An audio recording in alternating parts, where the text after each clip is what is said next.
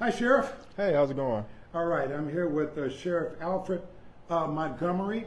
And Sheriff, you've been under fire a lot Yeah. from a lot of different sources. First of all, I'm going to ask you, how do you react to being under attack, by being investigated by so many people? Well, I kind of just, I'm a person who believes in faith. I'm a man of law and order. So I believe in due process. And I just let the due process work out. I just want to, and I'm going to be talking about a lot of issues. I don't want people to think that I did all this investigating, and I don't want to take all the credit, but you had Post Dispatches, Austin, Hugo Lay, Fox 2's Chris Hayes, First Alert 4's David Amoretti. You had questions by the Board of Alderman Budget Committee. You had a watchdog group. You had the Department of Public Service, and they all are safety, and they all are bearing down on you for a lot of different issues, Sheriff. So what would you tell the public about your time in office? It seems like every time they turn around, you're involved in something else. What do you tell the people? I tell the people, Elliot, I just hit the ground rolling. And I may have started off moving fast. And my goal was to fulfill every campaign promise that I promised the people who elected me. And in that process, the first 6 months, I wanted to do that. And I think it caused a lot of controversy when it comes to change here in the sheriff's office. But I think in the future, once we look back on this and look at the changes that we have made to the department, I think we'll have a more positive outlook. Right now, people are wondering, is the sheriff going to get ousted, or should he step down? What do you think, Sheriff? Do you think you should step down? I believe that a lot of people depended on me to win this election, and this was not easy. A lot of people depended on change. I didn't run on a silent campaign. I ran on a campaign of promising the people transparency. I promised the people an updated sheriff's office, and that's what I want to give the people who elected me. And I have no plans to step down. It will be a slap in the face for those individuals who elected me. I promised them that I will be their voice in the sheriff's office, and here I stand. Do you think you've done everything that the people thought you would do? Yes. Let's look at a couple of things here. One of the issues that you came under fire from was when you said, we're not going to transport these prisoners to emergency room visits, and it's like a half dozen that you did not transfer, even though you later said, I'm going to change it. But that was an issue before the Board of Alderman Budget Committee. Was that a mistake, doing that in the first place? No. Transporting the detainees is strictly within the City of St. Louis guidelines. The City of St. Louis is in charge of those detainees. We just need more slots in order to fulfill these duties for the City of St. Louis. Now, our core duties is to the courts, and I made a promise to the judges here to staff every courtroom full-time with bailiffs, and that's what we did. But when we did that, we took away from some of those secondary duties, like transporting those detainees to and from the hospital, and we noticed it was taking a big chunk out of the core duties of the office.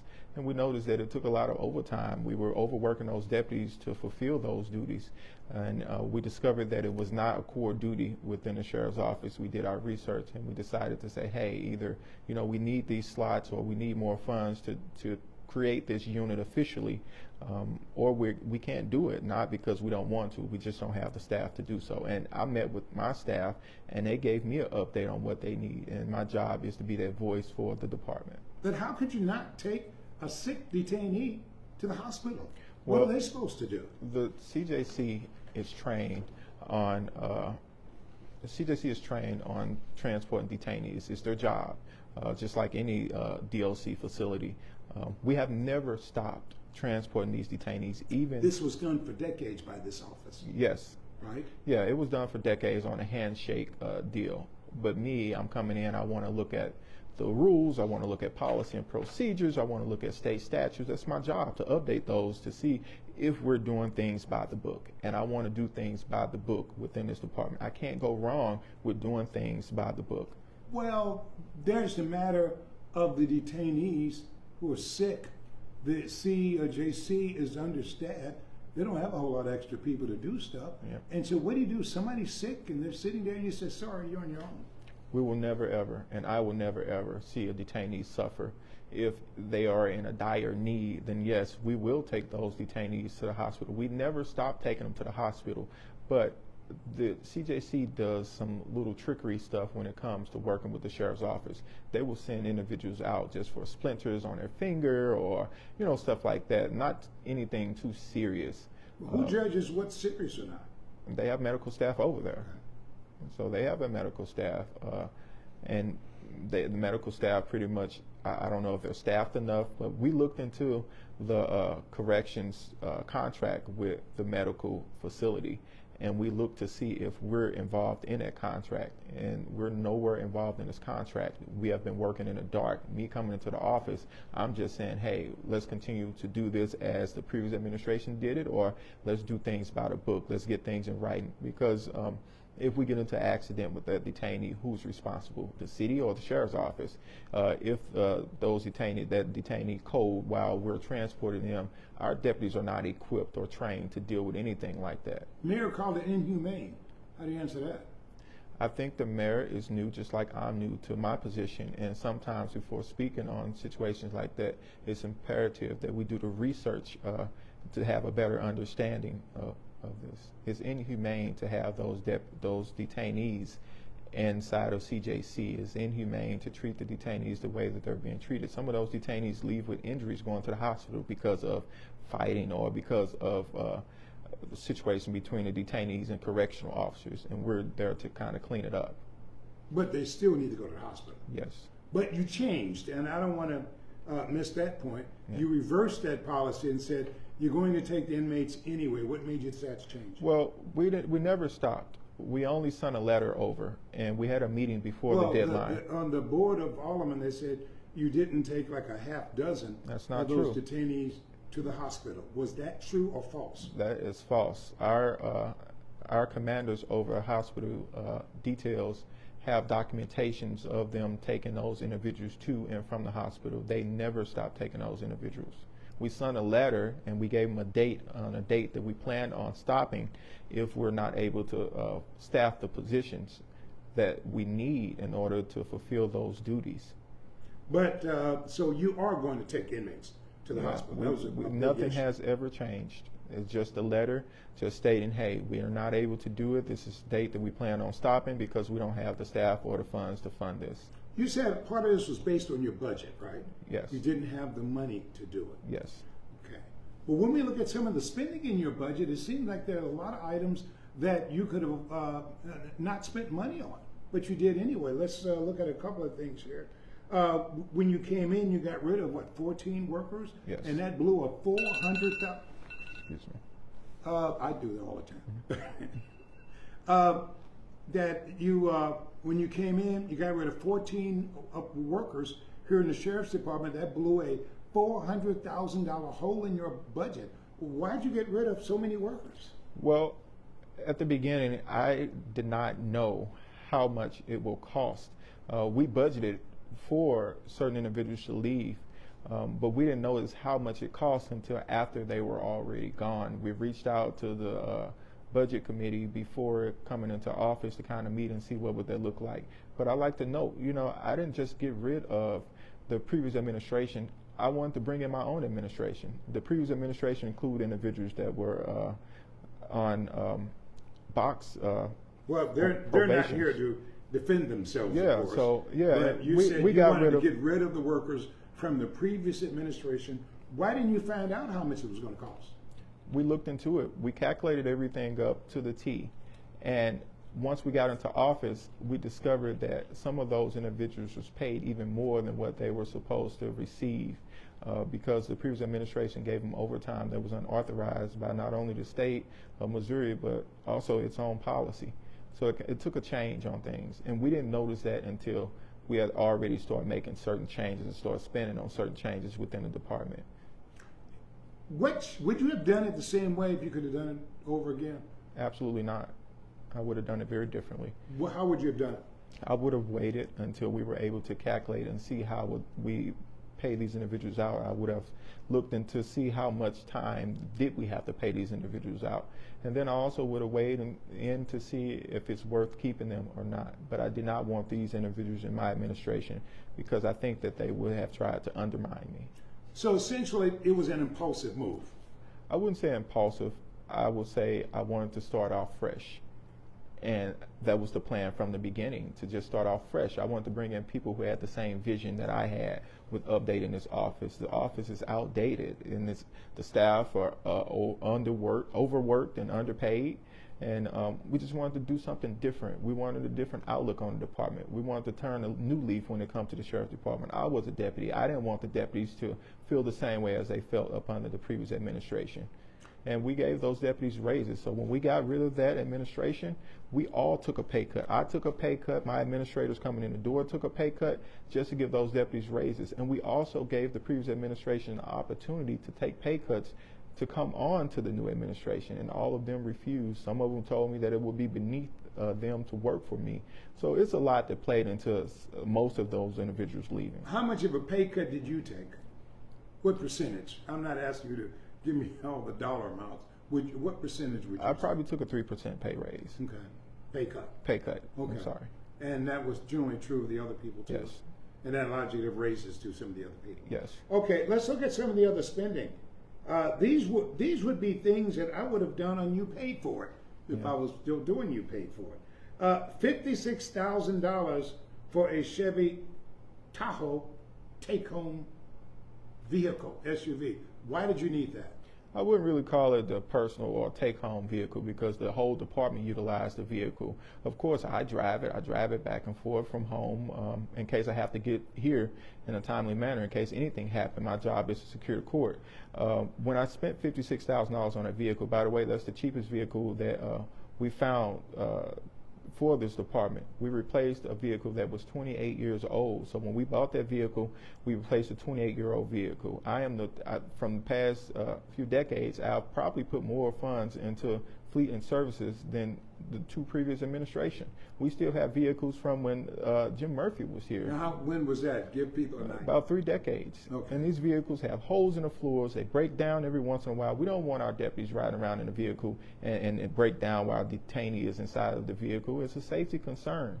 So that's a huge problem. Not only did we spend, that's just the beginning. We need a new fleet. When I walked into this office, most of these deputies were using their personal vehicles because those vehicles were they wasn't worth using. How many miles does the last vehicle have on it? I couldn't tell you the exact amount of miles. I know I haven't asked you that question in advance. So I couldn't tell you the exact amount of miles on it. I can just tell you they're beat up and it's time for them to be serviced out. We don't even really use them now because they don't have any air conditioning. They have holes in the floors. The windows don't let down. It's a safety concern for these deputies. Okay, another expenditure, 250 badges, $30,000? Yes.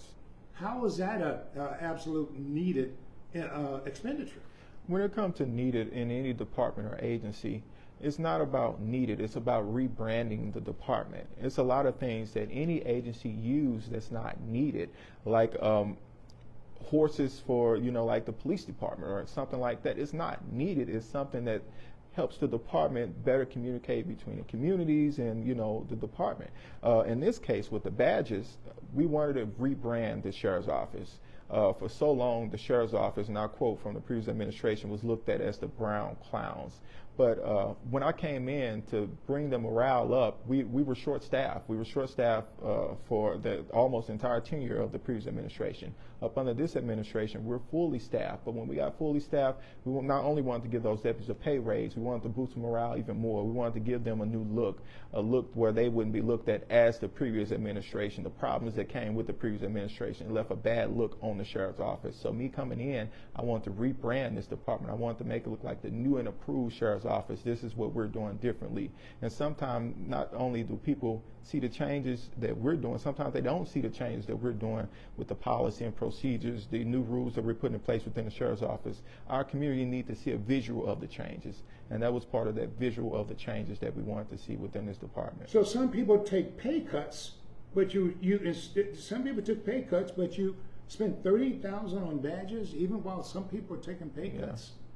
So does that make sense? It does when you break it down. And you break it down by the Because it seemed account. like you could have waited a year before the rebranding. It Yeah. didn't need to be done right Absolutely. then, right? Absolutely. So why didn't you wait? I wanted to see a new department. I came in excited. I came in wanting to change, and I'm part of the new generation. I just want to see change right then and there. And I could have took my time on it, but we used a different account. We used a discretionary account for the sheriff's office instead of the budget that's provided by the city of St. Louis. And that account that we use is an account that we could have utilized for the updates. This office was so outdated, Elliot. I mean, we don't even have computers here. The computers as old as 2009, or tasers, or so, Nobody would complain about computers or tasers, but they do look at badges and say that wasn't essential. yeah, it was essential because it was a safety concern. The badges? Yeah, the previous administration, they ordered and they impersonated the deputy being a deputy sheriff. They utilized those credentials to work secondary, retract some of those down, and we actually intercepted some of those badges. So by us changing the badge design completely, we can tell the separate from St. Louis County Sheriff's Office and St. Louis City Sheriff's Office. It's different. And we want people to see that it's different, so they can't impersonate. And we had those problems in the past where deputies were impersonating as the sheriff deputies. They keep their badges, they won't turn in their shields and stuff like that, and it causes problems. People can, though, recreate the new badges, can't they? No, they can't, because we have talked to the proper authorities to make sure that those can't be duplicated unless we sign off on it. Okay, on that same vein, $19,000 for new uniforms. Yes. Why was that essential? Well, we're short on uniforms, number one. And instead of buying the same uniform, we wanted to go with a different design. If we needed to buy new uniforms, I didn't want to continue to buy the old style uniform, and we planned on changing it down the road. So we went on and started off with the new uniform that we have created. Okay, so let's look at this. So you think that was a good expenditure? Absolutely. $19,000. That comes to about almost $50,000. Yeah. It's a lot of money. It's not when cheap. you were saying there was a budget, the budget was tight. Well, the budget is tight when it comes to personnel and FTEs. It's not tight when, well, our account that we have allocated to do certain updates with the department, it wasn't tight within that. We kind of budgeted for these changes from just that account. Okay. So these were different budgets. Yeah, this is a different account. This is an account that's generated through the sheriff's office instead of the city of St. Louis. Lobbyists, Jefferson City. Why do you need a lobbyist? Well, we wanted different grants to help out the department. We wanted to advance the department. In Jeff City, as you know, it has always been a constant attack on the sheriff's office. So we wanted to make sure that we get all the What have you support. gotten from this lobbyist so far? Well, we have a grant. We also got our deputies raised to $50,000 starting in August. So that's a big win for us. How much was this grant? This grant was, I don't have the exact. Roughly, I didn't ask you in advance. I don't have the exact amount, but we can just say the grant was large enough to pay each deputy a starting salary of $50,000. How much are you paying the lobbyists? The lobbyists are, I mean, to be completely honest, the lobbyists are getting paid very cheap. We only have two. I know it looks like a lot on paper because it worked for a lobbyist, because they work for a lobbyist firm. Believe $3,000 a month. Okay. For lobbyists. How long have you had just since you came in? Yeah, since I came in. The golf cart, that was $10,000. Yeah, that's the cheapest that anybody can ever buy 4 golf carts for $10,000. And we did downtown detail. I know you've probably seen the deputies working on Washington. So instead of deputies sitting in their cars and their vehicles on a phone or anything like that at just an intersection, we bought golf carts in hopes that deputies will be able to communicate within the communities throughout the shift that they're working. Instead of just sitting in the vehicle, they create a working relationship with their communities. Why do you Community need golf policing. carts for that? They can just drive a car. It seemed like if you just drive your car and people will see the sheriff's car, that carries a little bit more weight than somebody driving on a golf course. No, that's not the Golf way. We didn't have cars. They were using transport vans that we transport prisoners in. So, and their cost, it's a lot of gas. It's not gas efficient. The golf carts were electric, and they were smaller to maneuver through Washington. So if we block off Washington, we can maneuver through Washington through just golf carts instead. And golf carts are being utilized all over. I kind of mimicked the police department. You know, who else is using these golf carts? Yeah. In law enforcement. Who else in law enforcement is using golf carts? I can guarantee you every law enforcement agency is using golf carts, Give including me one. St. Louis City Police Department. And theirs are $15 a piece instead of $15. about $15,000 a piece, including their equipment, instead of $11,000 for 4 of them. So I thought that was an excellent deal that we got on golf carts. And again, Do you use these morale. carts? Not yet. It's just getting warm out here. We use them for, sometimes we use them for parking details. We're waiting to see if we're going to sign a contract with downtown detail again, and we'll even further utilize those for them as well. If we do events in the park or anything like that, we utilize them as well for that. But you have not used these carts yet. How much did you pay totally for these carts? $10,000 Altogether? altogether. Okay. Yeah. You may use them, may not. Okay, let's get to this. You had a deputy taking your kids to school. Explain that. So it wasn't I didn't have a deputy taking the kids to school. I was someone. I think it was a Fox 2 investigation. It was a Fox 2 investigation. In the way it looked as if I had a deputy picking and dropping off my kids at school. Well, that deputy is a friend of the family's, is a long-term friend of the family. She have picked up that she's one of 3 people, myself and my wife, and this individual has always picked up the kids. Before I hired her here at the sheriff's office, she was a former deputy up under the previous administration, and we brought her back, but she continued her routine of picking up the kids.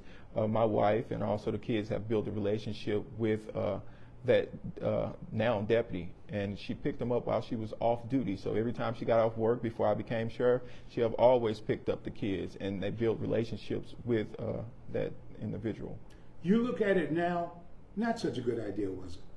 I don't think it was. I wouldn't say it's a bad idea, because law enforcement pick up their children all the time. That individual. If they don't have a deputy pick up their children. Well, she looked at those children as if that was their own. It brought her happiness. It brought the kids happiness. Elliot, growing up and where I come from, is rough. My children don't have a grandparent to depend on, anything like that, and they kind of looked at that individual as if, it was like a grandparent, and gave them that happiness that they were missing in any childhood life. But you're not doing it now, No. right? No. You stopped that practice. Yes. Looking at it in retrospect, was it a bad idea? Yes, it was a bad idea now that I see the concerns that citizens may have within that. So that we know, what do you think were those concerns that citizens had? I believe the citizens believe that their tax dollars were being used to pick up my children for personal gain, and that was not the case. Wasn't that the case? For personal gain? Yeah. No, she picked up the kids on her own. That's what she did. That's something that she wanted to do. In fact, when I stopped her from doing it, it was upsetting for her as well, because she had built that relationship. She even told me, hey, I won't have to use the city car. I'll just use my own car, but she did it when she first got off work, like I would do it. It's a. Let me get into one of the final things here. And I saw this video. It looked disturbing, where you guys handcuffed, I guess, the deputy jail commissioner. You were trying to get into interview a person. It was a victim, right?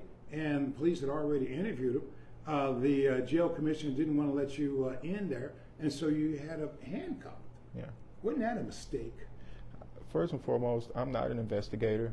I don't interview anyone. I would never try to interview a detainee. I will say, because it's pending litigation, I can't go into details about it. But everything that I do as a sheriff, I will do within a. Do you think it was a mistake to handcuff her? Again, it's pending litigation according to the statute. I did everything according to the statute. Can't talk about that. Yeah, I can't It's go into litigation. detail.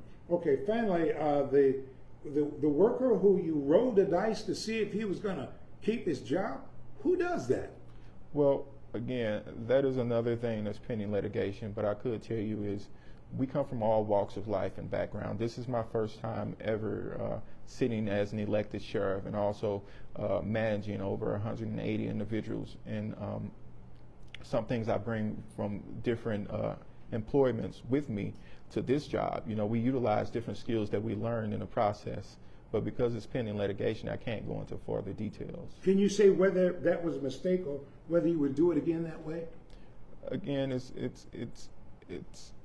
pending litigation. I'll probably have to wait until this is over with. Is there anything that you would say, you know what, I shouldn't have done that? Yeah. And I wouldn't have done it that way again? What things would you say you would not do again? Yeah, I would probably say that sending a letter about not transporting the detainees to and from the hospital I would probably look at different ways to go about it now that I know that I have support from different community leaders. At one point, I thought that I was supposed to go to one individual that was involved in CJC, but now I know that I can go to multiple individuals who are willing to help and support me in this effort. It's a different route that I will take with doing so. Looking at, and we talked about all the organizations that want you out, the number of the watchdog group that wants you out. Any thought to stepping down, Sheriff, and saying, that's it? Absolutely not. I'm strong. I stand strong. I walk strong, and I am here for the people. The people elected me to do a job. Some people may not agree with it. I can't please everybody, but I want to do the best that I can do. When I walked into this office, the previous administration, Jim Murphy, left his policy book. And I quote in that policy book, it stated, you know, if I was a street sweeper, I would be the best street sweeper that I can be. And now that I'm the sheriff, and I want to be the best sheriff that I can be. I can't please everybody, but I promise to do everything legal and by the book. There are calls to the Attorney General to investigate and start the process of throwing you out. There are calls to the Circuit Attorney, Gabe Gore, do the same thing. Do you think you will survive? Absolutely. I believe in law and order. I believe in due process. And I believe that some individuals just don't understand the sheriff's office, and they have their picture of what the sheriff's office should operate like, and then there's the way that the sheriff's office should operate like. And you can't beat black and white. You can't beat the statute. You can't beat the Constitution. It's black and it's in writing how the office should operate, and it's within the law. You got the Board of Aldermen now rewriting, or basically writing up what the sheriff's office should do, what it shouldn't do. Your thoughts about that process? The sheriff's office is a separate entity from the city of St. Louis government. So it's a separate entity. They can't govern the sheriff's office. That's why I exist as a constitutional office. The city of St. Louis Board of Aldermen can write whatever they want to write. They can submit any city ordinance, but the sheriff's office is a separate entity, as a county office. Do you plan to walk around and talk to city officials and do like seeing if you can get back their support, anything like that? Yes, I've started meeting with different individuals. I even met with the person sponsoring that bill to let them know the operations of the sheriff's office, because some individuals just don't know how the sheriff's office operate, and I wanted to inform him about the sheriff's office. What's your thoughts now about Mayor Kara Spencer? She was disappointed. Your thoughts about the mayor's comments, and you think you can still work with the mayor? I'm willing and able to work with anyone. I've been singing the same song since day one. I just want to work with these individuals. We need a better understanding. We need better communicating. I've reached out to the mayor several times. I'm not in the fighting business, Elliot. I'm in the working business. But I'm also not a sheriff that will sit down either. I'm a sheriff that will do the work of the people. The mayor have her opinion about me, like any other person's public perception. But I know who I am, and I know how this office is supposed to operate. And the reason that I ran for sheriff is because I knew how a sheriff is supposed to operate. The same as when the mayor ran for mayor. She knew how the city should operate. We all have an objective here, and we have to fulfill our objectives and our goals. What grade would you give yourself if you were grading? In public perception or as the sheriff? As a sheriff. I would give myself a grade A. Absolutely. Because everything that I'm doing is strictly by the statute. We're not veering away from the statute. It's strictly by the statute. I'm learning to play the ball of politics here in the city of St. Louis. And it's different, of course, but now as I'm learning, I get better at it. You think the public would give you an A? I'm not sure what the public will give me when it comes to public perception. I've been painted as this monster or this incompetent leader. They only go by what they hear on television or what they see on TV. So if I was the public and I seen the way that the public will paint me on TV, I wouldn't give myself a good grade either.